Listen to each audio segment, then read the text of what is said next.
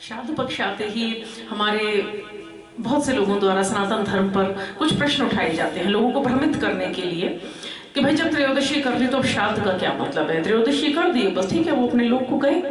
तो देखिए श्राद्ध पक्ष में क्या होता है कि देवों की अनुमति से, पितर देवों की अनुमति से हमारे पितृ हमारे घर पे आते हैं, तो उनका स्वागत सत्कार किया जाना चाहिए। वर्ष में केवल 16 दिन वो हमारे द्वार पर आते हैं। तो ये तो ठीक वैसे ही जैसे हम कहें त्रयोदशी कर दी तो श्राद्ध क्यों करना। तो भाई जब बेटियों का विवाह कर दिया, कन्यादान कर दिया, उन्हें एक अलग घर में आपने भेज दिया, तो अब जब वो आती हैं तो उनके लिए भोजन आदि क्यों बनाना, उनका क्यों स्वागत सत्कार करना।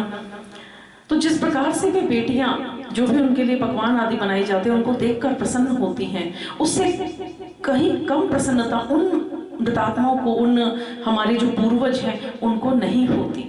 वो भी बहुत प्रसन्न होते हैं, उससे कहीं कम नहीं होती उनकी प्रसन्नता, क्योंकि वो अपनी देह और उसके साथ ही अन्न जल सब कुछ धरती पर ही छोड़ गए। तो ऐसे में हम लोग उनको जो भी इन 16 दिनों में अन्न जल आदि देते हैं वे इसको देखकर प्रसन्न होते हैं और उसी से उनकी तृप्ति होती है। यदि उनके निमित्त यह सब कार्य नहीं किया जाता है तो जो उनके वंशज हैं, जो धरती पर रह रहे हैं, कहीं ना कहीं वो कष्ट पाते हैं। क्योंकि यदि पितर दुखी हैं, यदि वो पूर्वज दुखी हैं, तो कहीं ना कहीं उसका श्राप समझ लीजिए, उसकी उनकी हाय समझ लीजिए, कुछ भी समझ लीजिए, उसको उनका कहीं ना कहीं एक नकारात्मक जो रहता है, उस समय दुखी होते हैं, तो उस दुख की पीड़ा समझ लीजिए वो हम सब तक आती है। इसलिए अपने सामर्थ्य अनुसार श्राद्ध अवश्य करें।